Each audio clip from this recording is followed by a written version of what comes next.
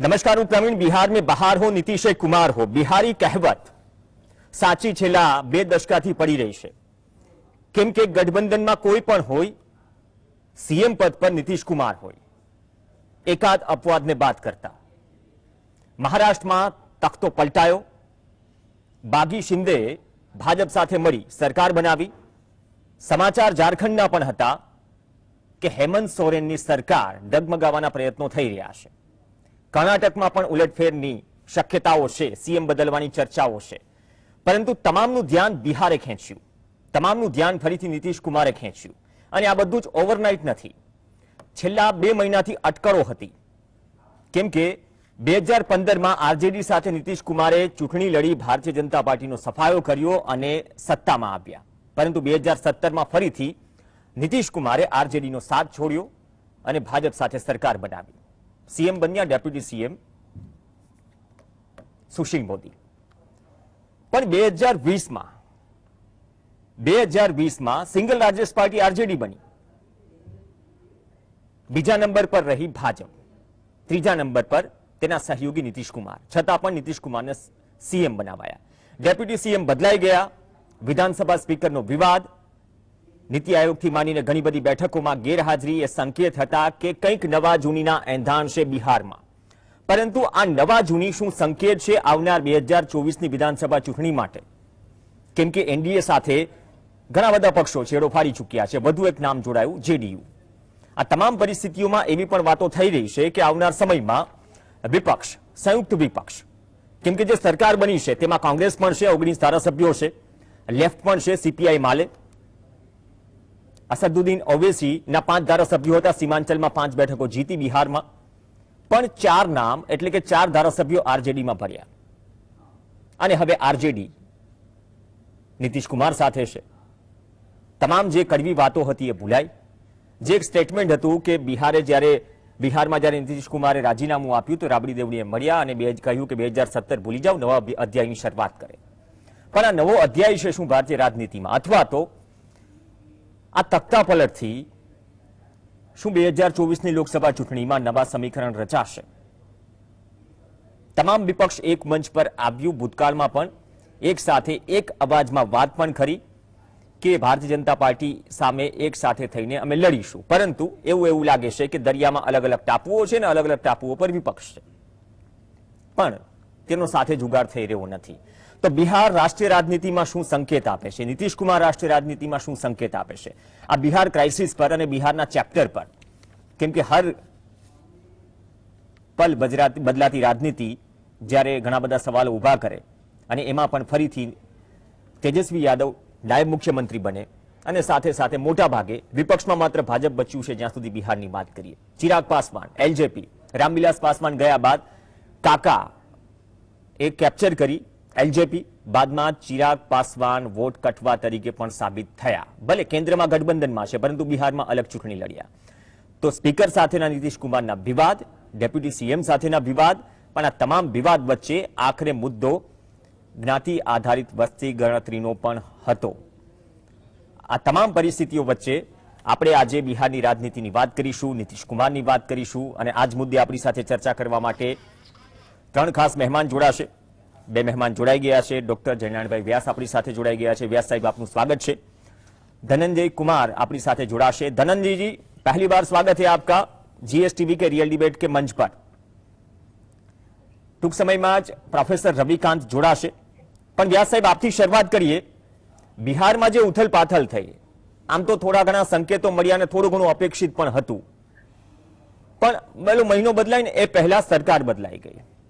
शुं संकेत आपे छे बिहार में जे सरकार बदलाय अने ए पछीना जे तेवर अने जे कारणों सामे आव्या, अथवा तो जे वातो संभळाई रही छे के हवे संयुक्त विपक्ष 2024 में उम्मीदवार तरीके प्रेजेंट करी शके नीतीश कुमार ने, बिहारनी राजनीतिना उलटफेरमांथी राष्ट्रीय फलक पर शुं संकेत मळी रह्या छे?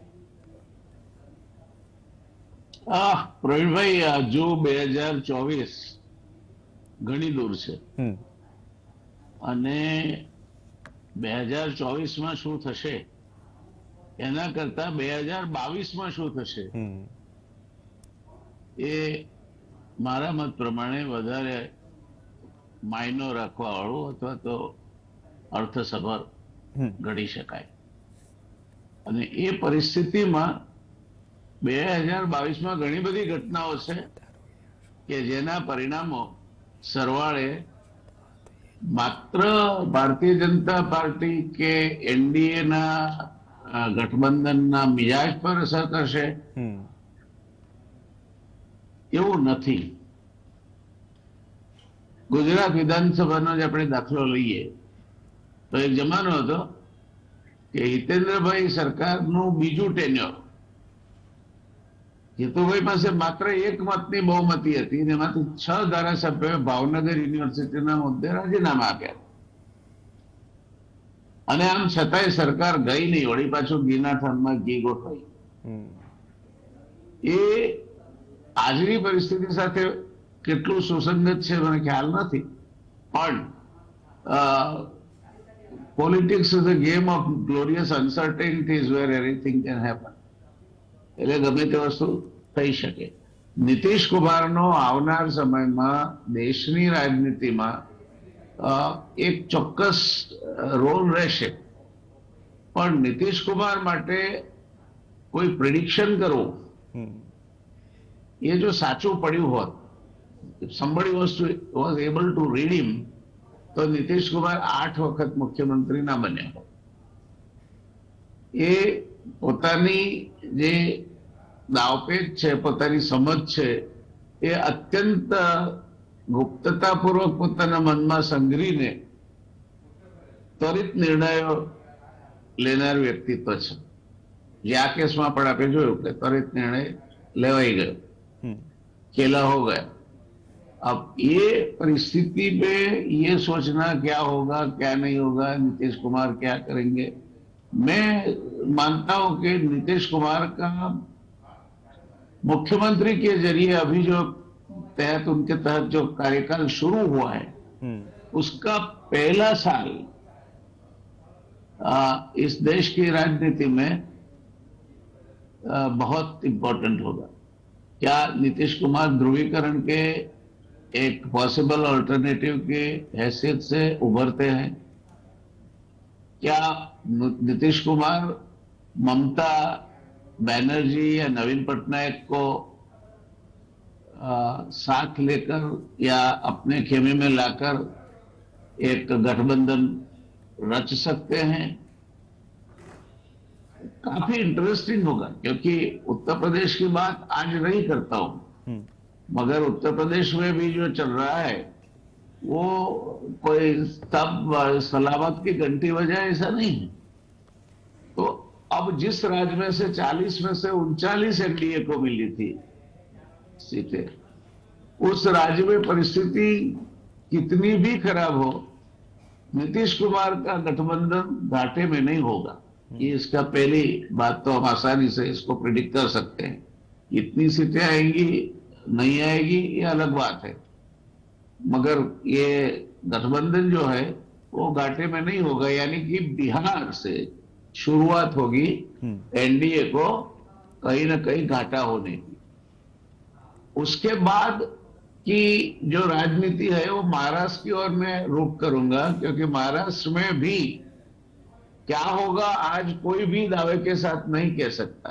अभी जिस तरह से स्थानीय इकाइयों के परिणाम आ रहे हैं, जिस तरह से उद्धव ठाकरे के बेटे रैलियां कर रहे हैं, उनको जो प्रतिसाद मिल रहा है, जिस तरह से आज भी जो भाजपा में से वहां गए हैं उन लोगों का जो एक साथ मिलना जुलना एकनाथ शिंदे के साथ वो कोई जम नहीं रहा. तो आने वाले समय में मैं मानता हूं कि another interesting state will be Maharashtra. तो ये सब चीजों को आज की तारीख में सिर्फ नीतीश कुमार मुख्यमंत्री बन गए इसके साथ देखकर जोड़ना मैं मानता हूं कि उचित नहीं है, पहली बात. दूसरी बात यह है कि नीतीश कुमार सर्वमान्य उम्मीदवार होंगे, क्योंकि ये जो गठबंधन की सरकारें हैं कहीं कहीं, और इसके अलावा भी जो यूपीए के घटक है उसमें आज कांग्रेस काफी हद तक वीक हुई है, और कांग्रेस में अपने आप में भी अंदरूनी जो परिस्थितियां हैं वो उतनी अच्छी नहीं है। इसके बाद बाकी के जो लोग हैं घटक के, वो अपने अपनी डफली बजाते हैं, उनको जो अनुकूल आता है तब वो घटक के सब है, उसकी बात कहां करें। कांग्रेस के अंदर भी ये एक सूत्रता नहीं है। तो ये बॉइलिंग पॉट है, और ये बॉइलिंग पॉट को किस हद तक नीतीश कुमार की हाजिरी इनको एक साथ जोड़ने के लिए एक परिबल बनेगी। वो इसीलिए मैंने कहा कि पहला साल जो नीतीश कुमार का मुख्यमंत्री बिहार की हैसियत से होगा, उसमें कई चीजें सतह पे आएगी।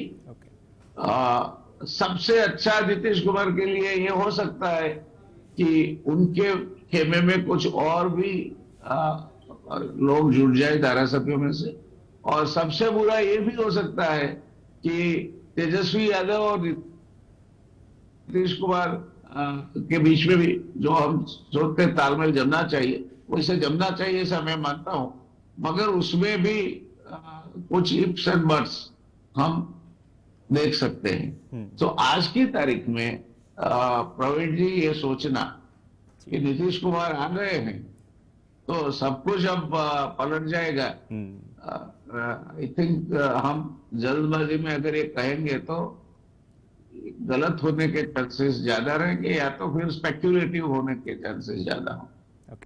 सो let us wait and watch. I think we should take a review of Nitish Kumar settling down 6 months from now. कई चीजें क्लियर हो जाएगी। महाराष्ट्र किस रूप तक कर रहा है, ममता बनर्जी कभी कभी सरप्राइज कर देती है, जैसे राष्ट्रपति के चुनाव में उन्होंने कर दी, तो उस तरह उनका भी शायद ऐसा लगता है कि उनका अपने खुद के जुट पे भी कहीं ना कहीं जो ऑपरेशन लोटस इनको भी स्पर्श कर गया है। तो ये सब चीजें जो है वो देखनी पड़ेगी। क्या होता है मिजोरम में, क्या होता है उत्तराखंड में, गुजरात तो अब चुनाव में जाने वाला है दिसंबर में, तो गुजरात में अभी तो घमासान मचा हुआ है। जो लोग राजनीति से ज्यादा ताल्लुकात नहीं रखते उनके लिए अलग बात है, उनको कुछ दिखाई नहीं देता, मगर गुजरात में भी अभी कोई समीकरण नहीं खड़े हुए। एक ही समीकरण है अभी जो हम बाहर से देखते हैं रॉक सॉलिड है, मगर बाकी के समीकरण तो कहीं भी नहीं दिखते, ना कांग्रेस का दिखता है। केजरीवाल आजकल आके कुछ न कुछ कहीं शांत पानी में कंकड़ डाल देते हैं, फिर चले जाते हैं। मगर मुझे अगर मेरा मत पूछो आप, तो Kejriwal making a kind of a very substantial impact in Gujarat, I don't agree with it. Gujarat में दो ही पार्टियों के बीच में जंग रहेगा, कांग्रेस के और भारतीय जनता पार्टी के। केजरीवाल करेंगे कुछ, कहीं ना कहीं तो किसी को तो नुकसान करेंगे। अब किसको करते हैं, वो किसके वोट कटुआ बनते हैं, कितनी सीटें ले जाते हैं, वो सब आने वाले समय कहीं ना कहीं थोड़ा बहुत तो चित्रित होगा। तो let us keep our fingers crossed. Now Nitish Kumar has come, our all best wishes that he serves the people of Bihar very well. So यहां तक ही रुके आज तो। ओके, धन्यवाद व्यास जी। प्रोफेसर रविकांत जी जुड़ चुके हैं। रविकांत जी, स्वागत है आपका फिर से इस मंच पर। व्यास जी ने कहा कि अभी 2024 तो दूर की कोड़ी है, लेकिन ये जो सरकार बदली या फिर बिहार में जो कुछ हुआ, वहां से अगर मान लीजिए कि एनडीए को घाटा होने की शुरुआत हुई, एक तो हिंदी हार्टलैंड की हम बात करते हैं, तो ये जो पॉलिटिकल पूरा स्विच ओवर हुआ बिहार में, उसकी इफेक्ट आप किस तरह से देखते हो नजदीक के समय में? क्योंकि व्यास जी ने यह भी बात की कि गुजरात के अलावा बैक टू बैक जो इलेक्शंस आ रहे हैं विधानसभा के अगले वक्त पर, तो क्या इस चीज की वो इंपैक्ट होगी जो बिहार में अभी पॉलिटिकल स्विच ओवर हुआ, या फिर वक्त लगेगा? 2024 की बाद में बात करेंगे, लेकिन पहले इससे नहीं, मुझे ये लगता है कि ये शुरुआत हो चुकी है, और इसी दरमियान आपने देखा होगा कि जैसे ही बिहार में एनडीए गवर्नमेंट गिरती है और नीतीश कुमार आरजेडी के साथ मिलकर के सरकार बनाते हैं, इंडिया टुडे और सी वोटर का सर्वे आता है जिसमें नरेंद्र मोदी की लोकप्रियता 53% बताई जाती है 2024 के लिए।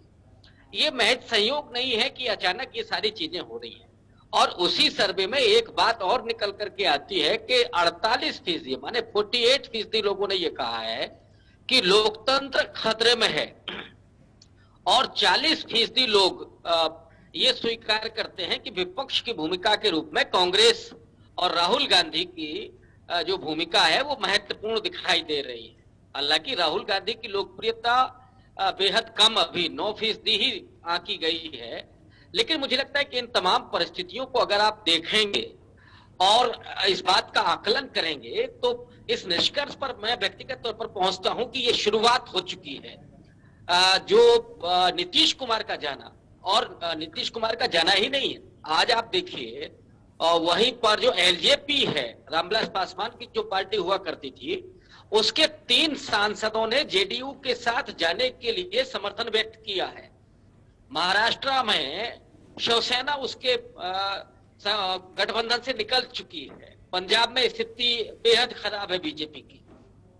अभी हिमाचल प्रदेश में, गुजरात में चुनाव है, और इन राज्यों में अगर कांग्रेस पार्टी अच्छा परफॉर्मेंस करती है, और हो सकता है कि इन 2 में से कांग्रेस बहुत अच्छा परफॉर्म करे, तो उसके बाद आपको परिस्थितियां सीधे तौर पर दिखाई देने लगेंगी कि अब लोग बदलाव चाहते हैं। और बदलाव इसलिए भी कि जो आर्थिक हालात हैं उनमें महंगाई आज चरम पर है। अगर मैं आंकड़ों की बात करूं तो थोक महंगाई 24 साल में सबसे ज्यादा है, खुदरा महंगाई 8 साल में सबसे ज्यादा है। बेरोजगारी का तो आलम यह है कि गृह राज्य मंत्री नित्यानंद राय के ही शब्दों में मैं कहूं, उन्होंने राज्यसभा में एक जवाब देते हुए कहा कि तकरीबन 9,000 से ज्यादा बेरोजगारों ने आत्महत्या की है इन 2 सालों के भीतर। 16,000 से ज्यादा लोगों ने जो कर्ज है, कर्ज की तंगी की वजह से 16,000 से ज्यादा लोगों ने आत्महत्या की है। तो 25,000 से ज्यादा लोग ऑन रिकॉर्ड अगर आत्महत्या कर रहे हैं तो बहुत भयावह आंकड़े हैं ये। अब आप ये नहीं कह सकते कि 135 करोड़ की आबादी है और उसमें से 25,000 लोगों की आत्महत्या कोई मायने नहीं रखती है। ये तो सरकारी आंकड़े हैं। ऐसे कितने लोग हैं जो हताश होकर के, आप यूपी चुनाव को अगर ध्यान में रखें तो यूपी चुनाव के बाद इलाहाबाद में जो लड़के तैयारी कर रहे थे उनमें से 1 दर्जन से ज्यादा लड़कों ने अपने मार्कशीट जला दिए थे, और कुछ बच्चों ने तो आत्महत्या कर ली थी। मुझे याद आता है कि उत्तराखंड के एक सोनू विष्ट नाम के लड़के ने, 24 साल का था, उसने मार्कशीट जला करके और जंगल में जाकर के वो फांसी का फंदा डाल करके आत्महत्या कर ली।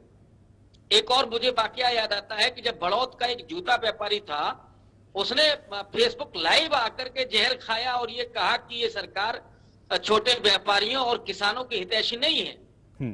और तो तब से ज्यादा भयावह स्थितियां हो गई हैं। बेरोजगारों को आप देखिए, तिरंगा यात्रा निकल रही है, वहां पे सरकार लाठियां बजवा रही है और इधर हर घर तिरंगा अभियान चला रही है। तो आप कब तक इन परिस्थितियों को संभालेंगे? कभी हिंदुत्व के नाम पर, कभी सांप्रदायिक विभाजन करके, कभी जातिगत समीकरण बना करके। जब जनता त्राहिमाम करती है तो फिर वो उठ खड़ी होती है। अब आप सोचिए कि 48% लोग ये कह रहे हैं कि डेमोक्रेसी इन डेंजर। ये प्रश्न पूछे। तो इन हालातों में मुझे लगता है कि विपक्ष अगर सक्रिय हो जाए, खास करके कांग्रेस पार्टी, और कांग्रेस पार्टी की बात मैं इसलिए कर रहा हूं कि आज भी जब पिछले लोकसभा में केवल उसके पास 52 सीटें थी, लेकिन उसका पैन इंडिया उपस्थिति थी उसकी, उसे 19.5% वोट मिला था, करीब 12 करोड़।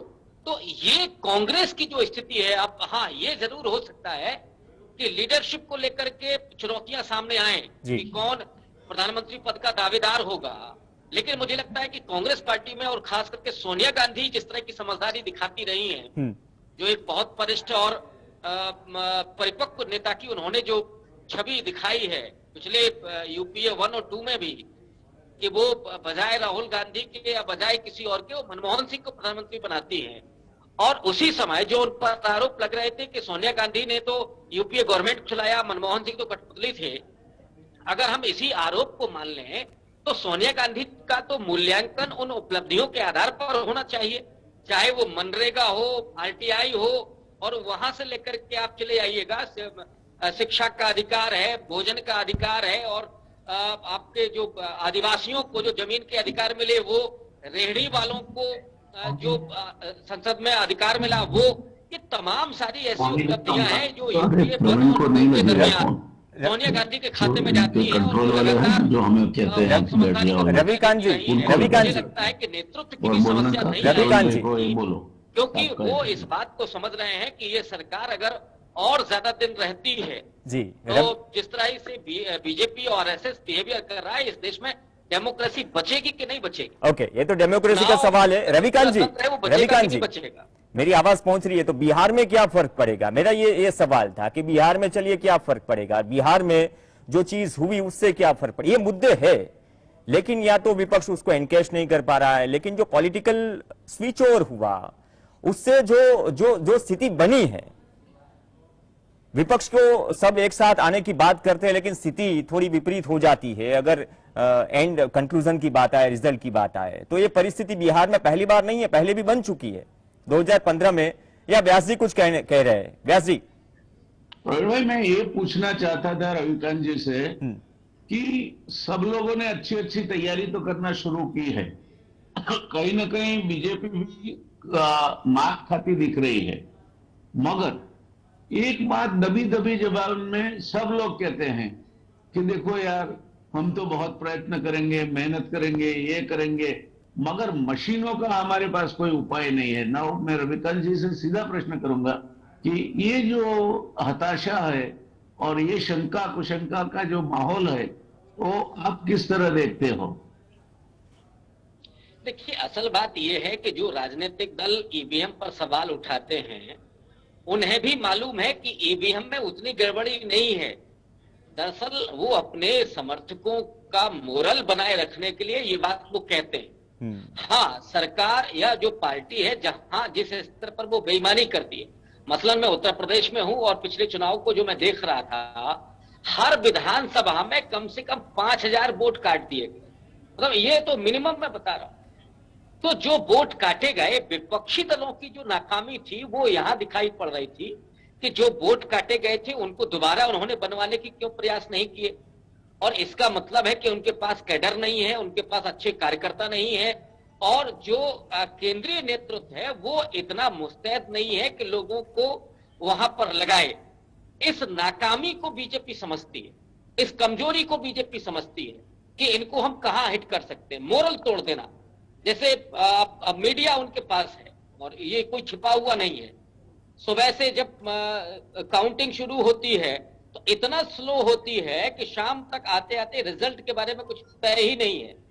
तो वहां कुछ बेईमानी की गुंजाइश बचती है। जहां 1000-2000 वोट का फर्क है, वहां आप आसानी से रिजल्ट को इधर उधर कर सकते हैं। तो जो वहां पर बैठा हुआ कार्यकर्ता है, जो गिनती में बैठा है, और वो टेलीविजन पर जब देख रहा है अपने मोबाइल के जरिए, या जो सूचना उसको मिल रही है और उसको लग रहा है कि हमारी पार्टी तो बहुत पीछे है, तो छोड़ करके भाग आता है। और इसका फायदा जो सत्ताधारी दल है वो उठाता है। तो मुझे लगता है कि ईवीएम में उस तरह से गड़बड़ी नहीं है। मतलब आप ये नहीं कह सकते कि आप बटन दबाइए तो कहीं और जाएगा, ये तो मुझे नहीं दिखता। लेकिन वो जो कहते हैं बाद में, वो दरअसल इसलिए कहते हैं कि साहब मोरल कहीं हमारे समर्थकों को ना कमजोर हो। और अगर उनको ऐसा लगता है तो फिर वो चुनाव में जाते ही क्यों है?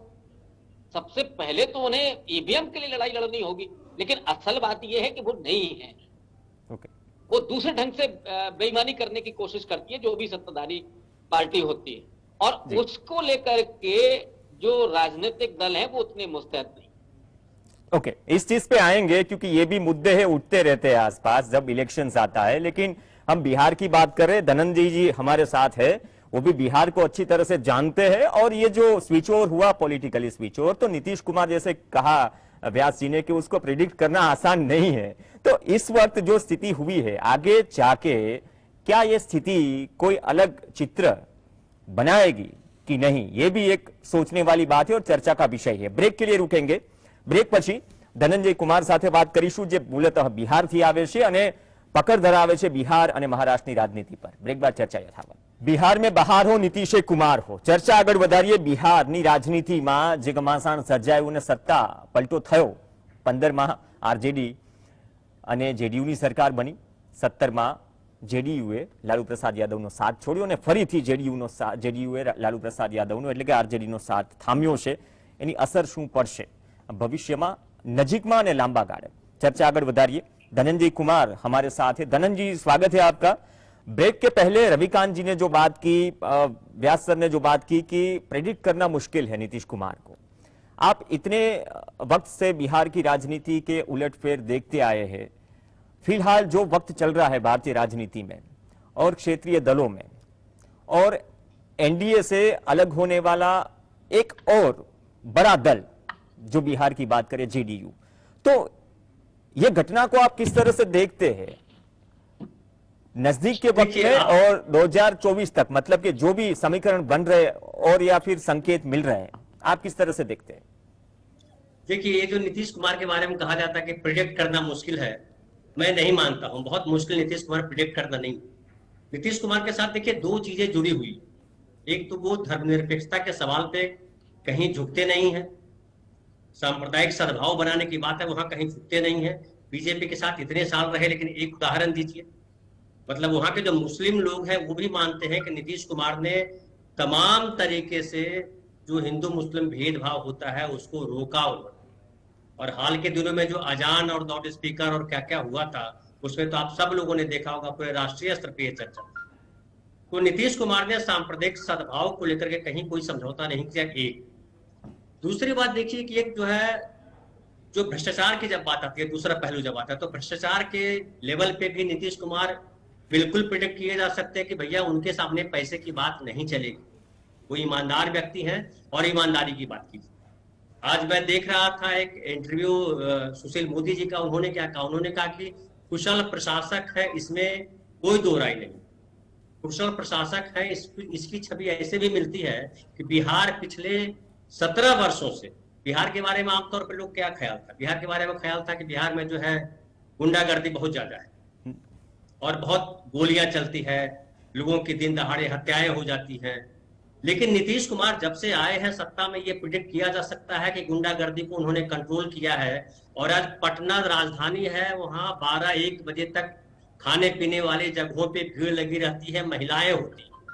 और ये बताता है कि नीतीश कुमार प्रिडिक्ट किए जा सकते हैं कि भैया अपराध के नाम पे वो समझौता नहीं करेंगे.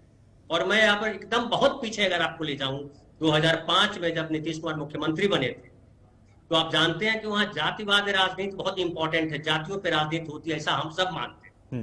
और बिहार में ये बात है भी.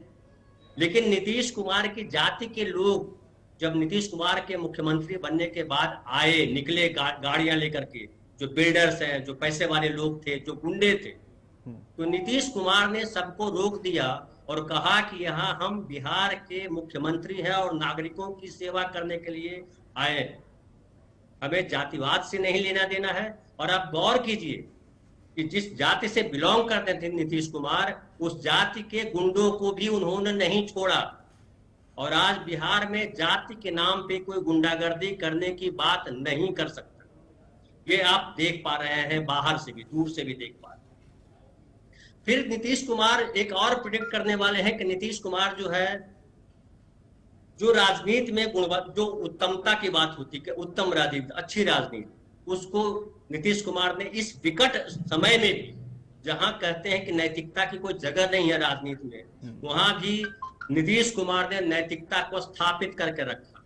वहां नेताओं की गुंडागर्दी कोई नहीं सुन सकता, कोई देख नहीं पा रहा है. नेताओं को जिस तरह से उन्होंने कंट्रोल किया है और बाकायदा नौकरशाही को उन्होंने कहा है कि भैया आप कार्यपालिका में हो और कार्यपालिका को अपना काम करना है. कोई नेता अगर दखल देता है तो हम आपको ये दे रहे हैं अनुमति कि आप उनके साथ कानून सम्मत कार्रवाई कीजिए.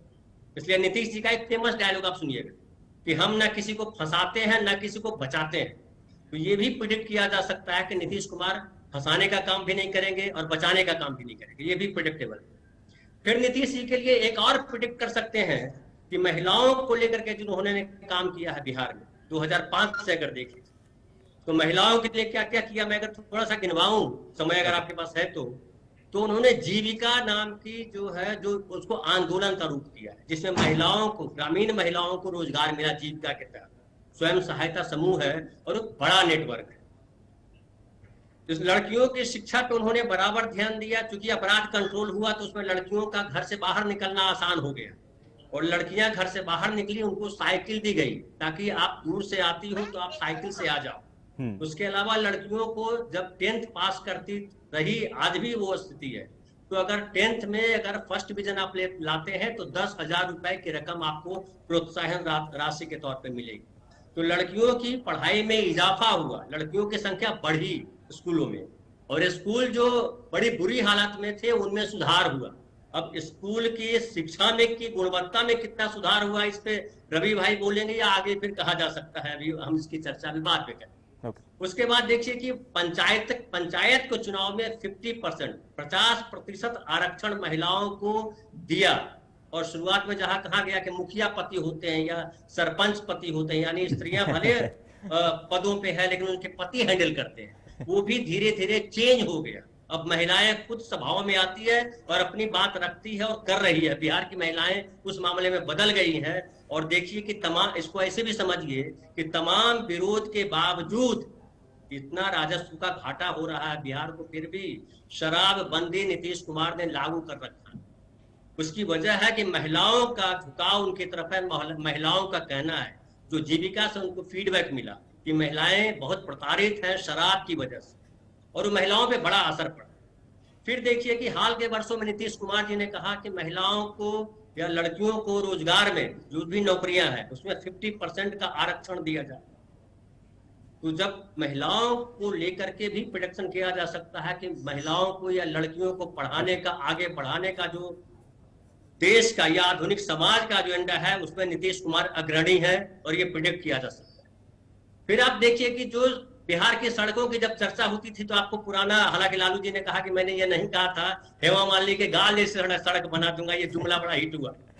तो नीतीश कुमार ने उन सड़कों पे भी ये हाल किया है कि बिहार में अभी पटना आने के लिए आपको कहीं से आए 2-3 ढाई-1.5 घंटे में आप पटना पहुंच सकते हैं, और सड़कों की स्थिति बहुत ही अच्छी है। आप ग्रामीण अंचलों में भी जाएंगे तो सड़कों की स्थिति आपको बड़ी अच्छी रहेगी, लगेगी। फिर इंफ्रास्ट्रक्चर की जब बात होती है तो उसमें बिजली बड़ा इंपॉर्टेंट हो जाता है। तो बिजली पे देख लीजिए कि हर गांव में बिजली उन्होंने पहुंचा दी है। तो केवल कागज पे लिखा नहीं है कि बिजली पहुंच गई है। आप बिहार के किसी भी गांव में जाइए, 15 घंटे, 17 घंटे, 18 घंटे बिजली रह रही, तो बिजली भी आई।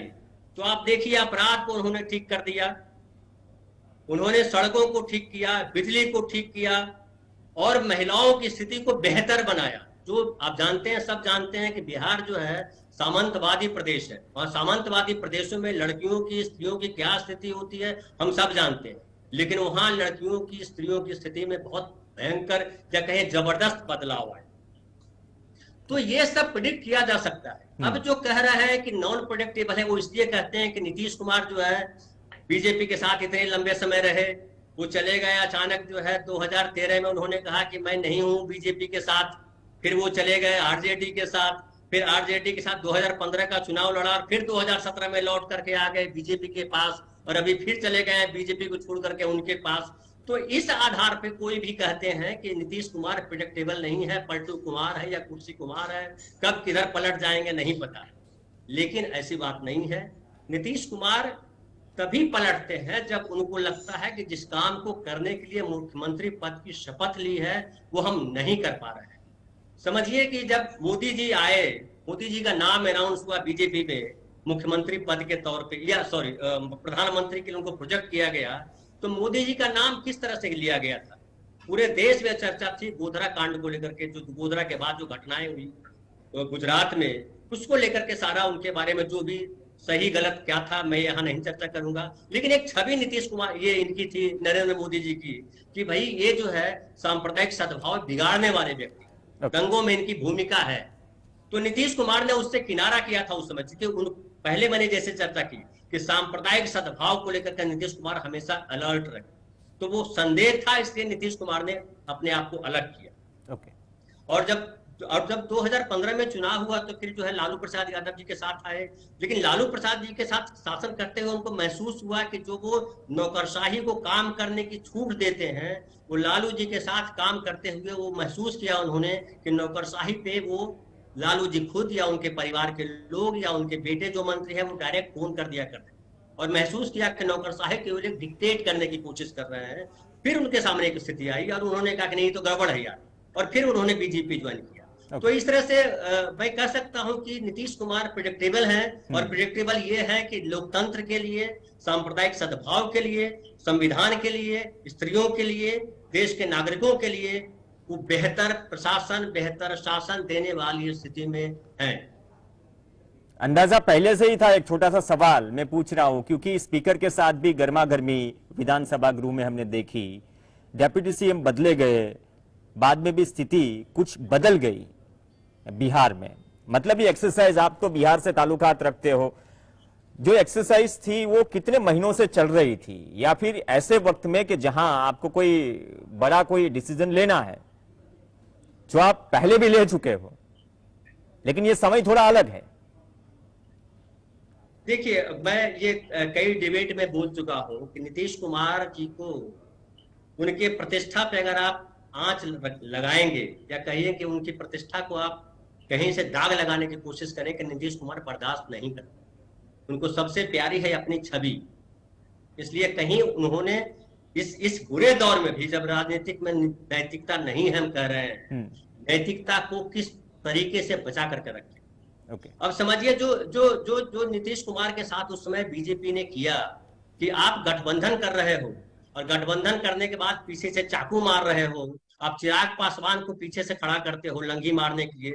लंगी मारना शायद गुजरात में चर्चित शब्द ना हो, मैं बोलूं लेकिन लाइन बोल करके कि लंगी मारने का मतलब होता है कि आदमी आगे दौड़ रहा है, पीछे से कोई पैर फंसा देता है, उसको कहते हैं लंगी मारना। तो जो मारना बोलते, अच्छा हमारे यहाँ बोलते हैं लंगी मारना, तो वो जो है या लंगड़ी मारना हिंदी में बोल सकते हैं। बिल्कुल सही, यू आर राइट जी, बिल्कुल। तो वो जो लंगड़ी मारना जो है वो नीतीश कुमार जी के साथ बीजेपी ने किया। चिराग पासवान को न सिर्फ अपने उम्मीदवारों को खड़ा करने के लिए कहा, बल्कि ढेर सारे संघ के लोग जो बीजेपी के लोग हैं उन लोगों को भी उम्मीदवार बनवा दिया।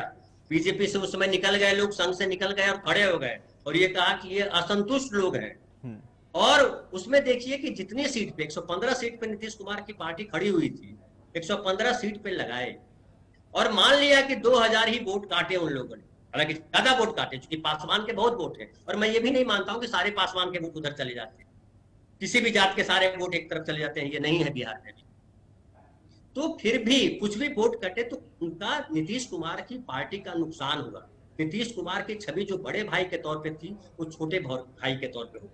तो ये तो बहुत बहुत बड़ा ये झटका था नीतीश कुमार के लिए। नीतीश कुमार ने ये सोचा नहीं था। एक दूसरी बात, जो पूरा का पूरा जो मंत्रिमंडल में नए चेहरे लाए बीजेपी ने, पुराने चेहरे जिनके साथ वाजपेयी जी के समय से काम करते रहे, या कहिए उसमें बहुत सारे लोग थे जो जेपी के समय उनके साथ थे, तो चाहे सुशील मोदी हो, नंद किशोर यादव हो, यार कई नेता वहां के बिहार के, उन सबको हटा करके नए लोगों को लाया। अब इसका क्या कारण है वो हम सब जानते हैं, उस पर हम चर्चा नहीं करेंगे। तो नए लोगों को लाया ही इसलिए कि ताकि नीतीश कुमार के सामने एक ऐसी स्थिति खड़ी की जाती रहे। और आप जानिए कि गिरिराज सिंह एक ऐसे व्यक्ति रहे जो लगातार सांप्रदायिक सद्भाव बिगाड़ने वाले बयान देते रहे।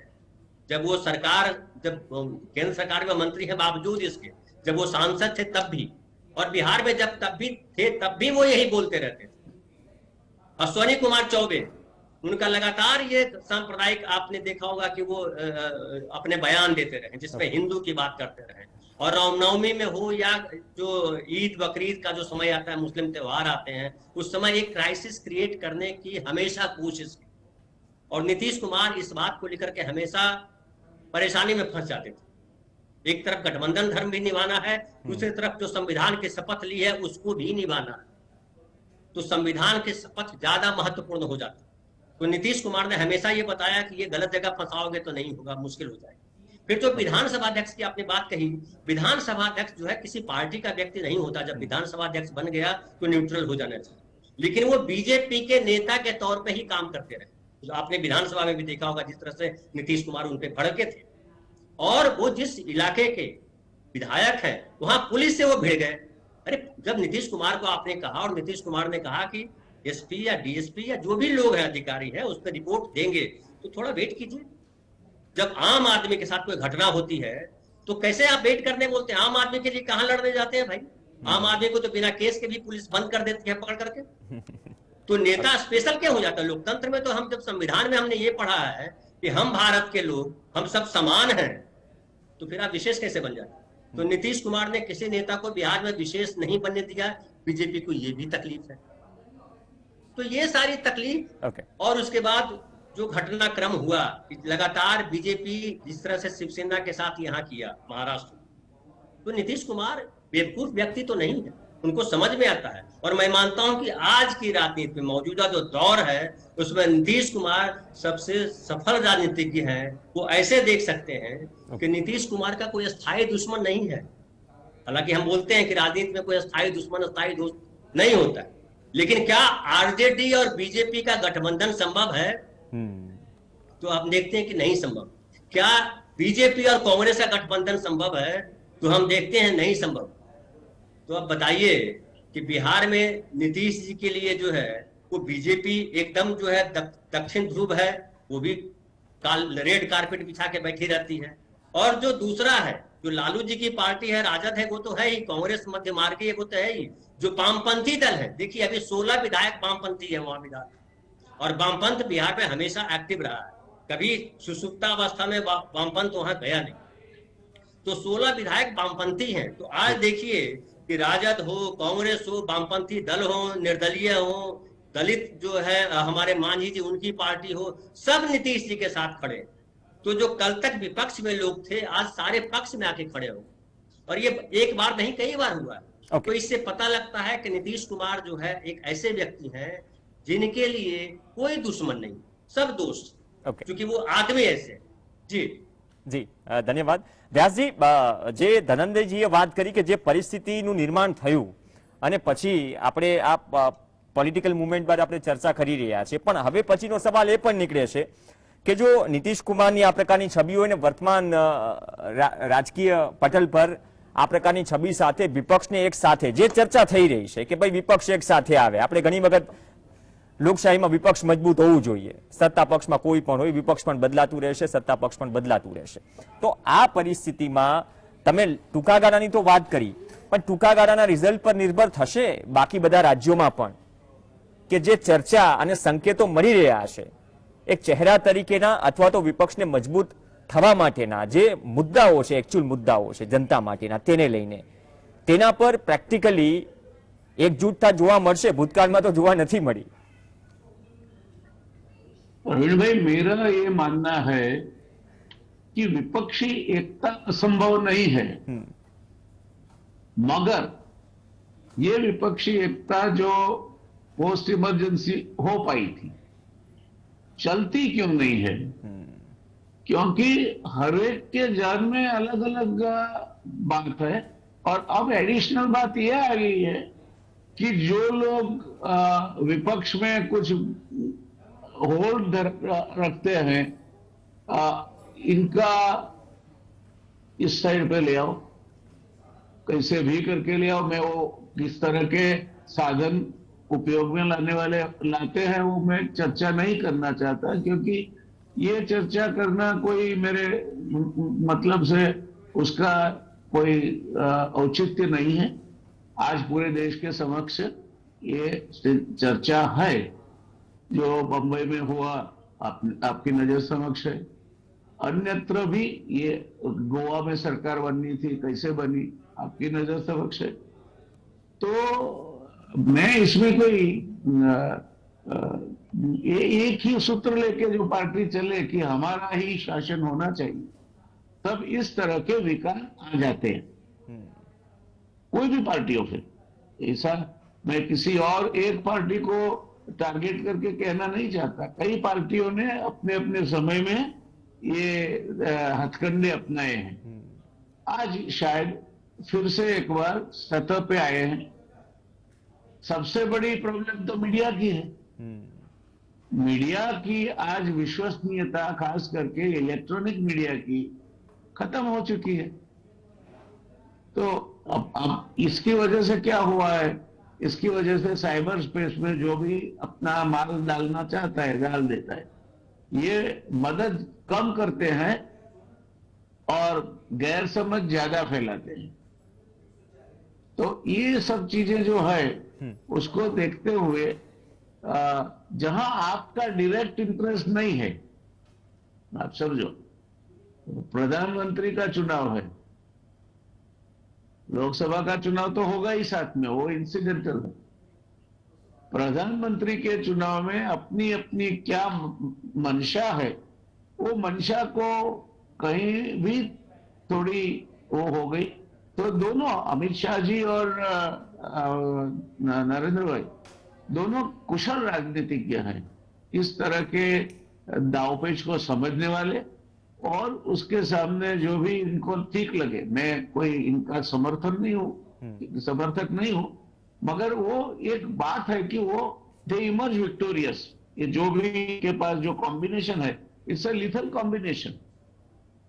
तो आने वाली जो चुनाव है, अब नीतीश कुमार जी के साथ कितने खड़े रहेंगे, कितने आखिरी समय में 9-2-11 कर जाएंगे, बहुत ये दो साल हमारे देश की राजनीति के साथ देश का भविष्य और देश की अखंडता, अर्थव्यवस्था के विभिन्न पहलू एक से ज्यादा मायने में हमारे लिए 2025 तक का समय अग्नि परीक्षा का समय होगा।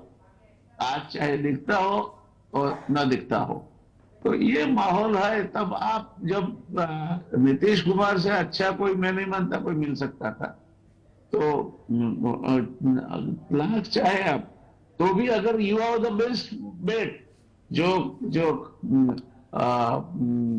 यूपी ये का जो गठबंधन है या जो भी नया नाम से आए, उसके पास मैं मानता हूं कि जैसे हमारे बीजेपी के पास नरेंद्र भाई से ज्यादा अच्छा बेट कोई नहीं है, तो इनके पास भी नीतीश कुमार से ज्यादा अच्छा बेट कोई नहीं है, ये आप समझ लीजिए।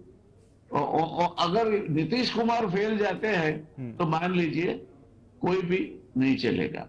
तो he is the last hope according to me for these forces. जैसे नरेंद्र भाई जब तक सुखानी है, तो भारतीय जनता पार्टी वाले हम लोग कोई चिंता नहीं करते, नरेंद्र भाई आ जाते हैं, 1-2 सफाया कर जाते हैं, बाकी का काम व्यवस्थापन का है। और हाँ, एक बार जरूर कहूंगा कि संगठन का जहां तक सवाल है, भारतीय जनता पार्टी इतना अच्छा कर रही है, उसका एक जो रीजन है, कारण है, वो संगठन है। वो कवायद कराते ही रहते हैं पूरे साल, तो बूथ तक फैली हुई उनके कार्यकरों की फौज क्या करना है वो भी जानती है, और उचित समय पे उचित काम भी कर देती है। तो जहां तक संगठन का सवाल है, और पार्टियों के पास उतना सुदृढ़, उतना वेल ऑइल्ड संगठन नहीं है। और एक बात आप समझ लीजिए कि हम किसी मशीन को देखते हैं और उसमें चक्र होते हैं, अगर गियर वाला मशीन है, तो जब तक सब गियर एक दूसरे के साथ संतुलित रह के चलते हैं, तालमेल में है, तब तक वो मशीन अच्छी तरह चलता है।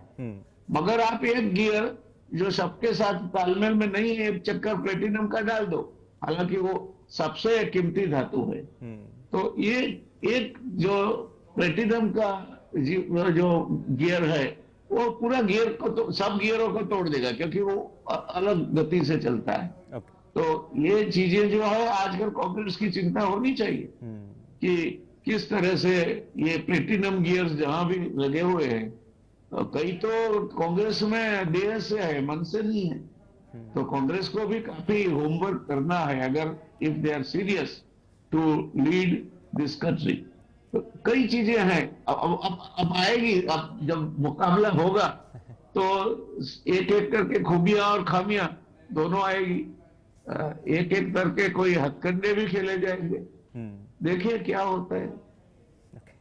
धनंजय जी, सर ने कहा ना कि मुकाबला होगा तब खूबियां और खामियां दोनों सामने आएगी, लेकिन दूसरी बात व्यास जी ने यह भी कहा कि अब विपक्ष के पास अगर चेहरे के या फिर एक राजनीतिक अनुभवी के तौर पे एक ऐसा नाम है। अगर लेकिन चीज ये है ना कि एक साथ सबको संजोए रखना है।